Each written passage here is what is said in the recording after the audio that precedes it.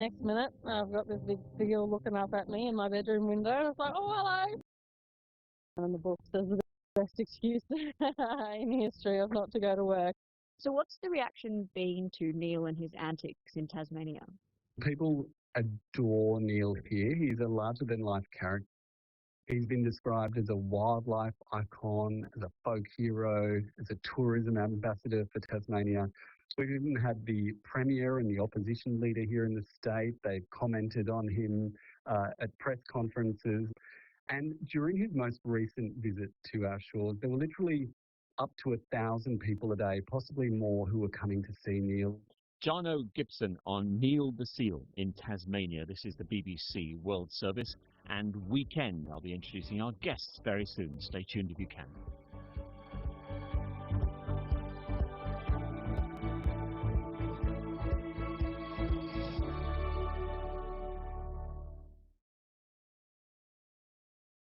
This is the BBC World, unveiling untold stories and exposing hidden realities. You're not going to believe this. Delve into a world of secrets. This guy has no idea he's leading an undercover reporter straight to his boss. Where there's fear, there's money. Holding the powerful to account. What is going on? This is like a real mystery. And telling the stories they don't want told. Stand by. Move in now. Police!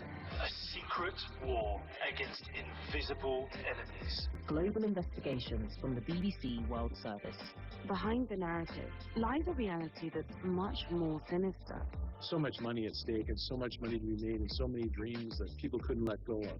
The greed at the time was off the charts. But it was too good to be true. World of Secrets. To listen, search World of Secrets online or wherever you get your BBC podcasts.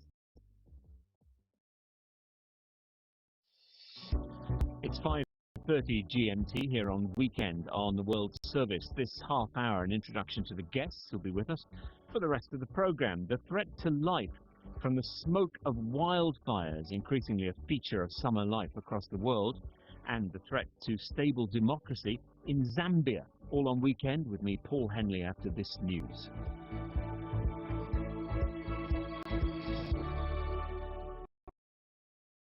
BBC News with Sue Montgomery. The authorities in Russia and Ukraine are both reporting fresh attacks on their capital cities. The mayor of Moscow, Sergei Sobyanin, said Russian defense forces had intercepted over 100 Ukrainian drones. Ukrainian media say among the targets hit was another Wildberries retail warehouse south of Moscow. The mayor of Kiev, Vitaly Klitschko, says there have been multiple explosions caused by Russian.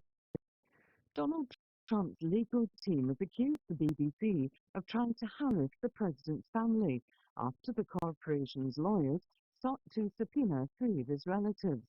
They argue in the latest filing that Mr. Trump's family members had personal knowledge of his intentions just ahead of the Capitol riot in 2020. The 60-day deadline for the Memorandum of Understanding designed to end the war between the US and Iran looks set to expire without a peace deal being reached. It had been hoped that the diplomatic breakthrough could have both halted the fighting and resolved some long-standing grief. The eye of Hurricane Lala is now close to the southern islands of Hawaii, which are being lashed with strong winds and heavy rain. Lala has strengthened into a Category 1 hurricane as it heads northwest towards the coast of Big Island. In swimming, the American Kate Douglas has broken the 50-meter freestyle world record for the second time in a matter of hours. She set a new world best in the qualifying session at the Pan Pacific Swimming Championships in California. Scientists have told the BBC they're increasingly concerned about the number of social media influencers taking risks to film themselves with sharks. The researchers say they've seen a marked increase in people being BBC News.